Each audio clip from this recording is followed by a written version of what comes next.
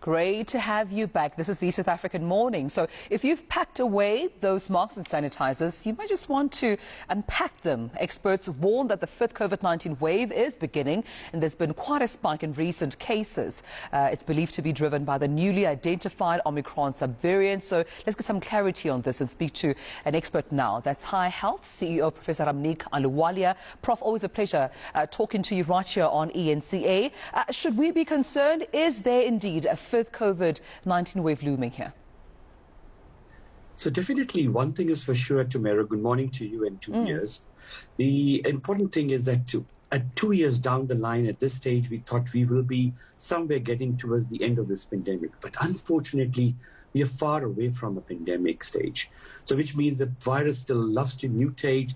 The virus is changing its color and shape to a level that it's continuously becoming more contagious, which is becoming more transmissible.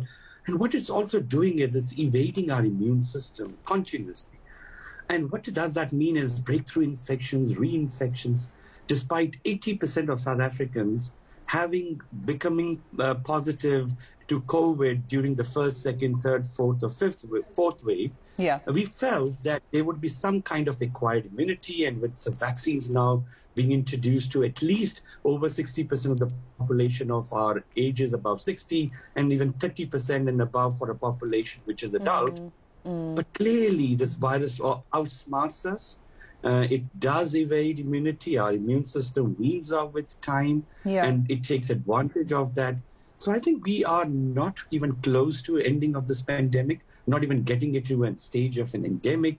So I think it's an area of concern, and these subvariants or a new variant, which we do not know currently, the spikes are due to the Omicron subvariant BA4, BA5, which has very different changes of color and shape compared to its previous offsprings, which were BA1 or 2, which we saw in South Africa. And they change clinical patterns too. So yes, it's a matter of concern. I do not know whether this will be the cause of the fifth wave. I do not think so, unless we are surprised here by our genomic sequencing finding that the new spikes are not because of just alone the Omicron existence of BA4, BA5, or we have another new variant, because it's definitely a time for a new variant, which seems to going to be more transmissible and will be the capacity to at least eliminate this Omicron variant away. Prof, I'm looking at the numbers as you're speaking here, 16.8%. That's where we're standing right now with that positivity rate. We're now seeing numbers of, approximately 4,000 cases a day. But my other concern is, long haul, or rather, I don't know if I'm phrasing it correctly, but long COVID, the symptoms and side effects that those who had COVID are still seeing 6 weeks, 6 months, a year on. Is that also a concern where we're seeing, as you've mentioned before, with our immune system? It seems that long COVID is still also very much a problem even during this pandemic. Definitely, Tamara. Now, what you are fighting is an enemy which we can't see. The second, what we are fighting is an enemy which became novel to mankind in 2 years. The third thing where you're fighting is a virus which is extremely mutating and is an airborne disease. It is spread through aerosols. The fourth thing we are fighting here is a virus that's just continuously giving us surprises on daily basis.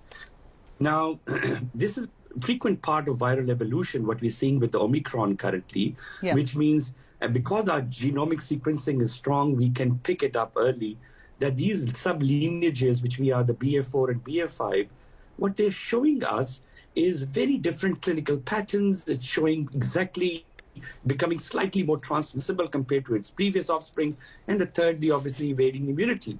Now, the question on long COVID is being, for people who had COVID, say in the first wave, second wave, third wave, or the fourth wave, with time, their immune systems wean down.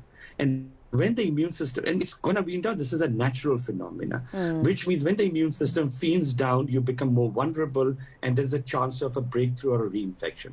But in a long COVID, if you had got an infection, say in Delta wave, or in the fourth wave, Omicron, 3 months down the line, you still have continuous symptoms. Symptoms like the shortness of breath, you have fatigue, we even seeing some cognition aspects, and see not few, many patients. Yeah. And that is called living with COVID for a long time, and the phrase is called long COVID. So 3 months, the symptoms persist, or it comes after 3 months and it stays for another 2 months. We continuously use the word long COVID. It's common.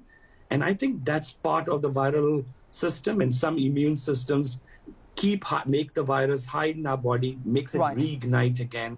And that's what we are dealing as a human body. So briefly then, before I let you go, Prof, what's the advice around the mask? Because I can see that since the president then made that announcement that we don't have to wear masks, outdoors, but we still have to wear masks indoors, there's a bit of mask fatigue and people really letting their guard down. In this particular time, with the numbers we're seeing, with the positivity rate that we're seeing right now, and definitely seeing the numbers going up, what would your advice be around masks and just vigilance when it comes to mask wearing? Because you did mention, reminded us that this is an airborne disease. 3 quick things, even though the national state of disaster has come. You've got winters in front of you. You've got congregations of people sitting together. If you are in a closed congregation, you're in classroom, you're in laboratories, libraries, offices, in the severe winter where the ventilation is low, wear the mask. And mask wearing inside of the rooms is critical and it's very, very important, and one of the most definitive way of preventing COVID-19. The second thing is, even in winters, wear more blankets or wear more jerseys, but keep your windows open. Okay. Airborne disease requires good ventilation. Check your air conditioners, and cleaning of air conditioners are equally important.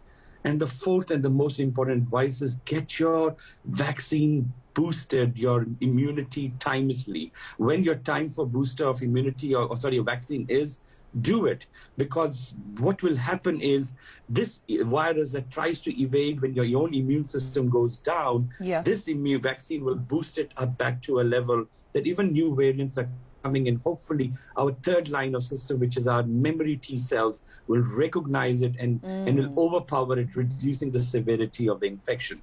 You might have small infection, you will have the mild infection, but what we can prevent is the severity and death. So mask, absolutely. Close congregation, when you are find yourself, do not to, and please ask others to wear too. All right. Well, I appreciate this conversation, Doc. Also, I know that sometimes South Africans can be a bit annoyed with hearing, the warning about wearing masks. But when they understand, when they hear from a point of understanding, I think there'll be a better appreciation for this. So I appreciate you, of course, giving us more information about this and clarity. That is, of course, medical expert and High Health CEO, Professor Ahluwalia, joining us and talking about those numbers that we are seeing right here in the country. But do stick around. Of course.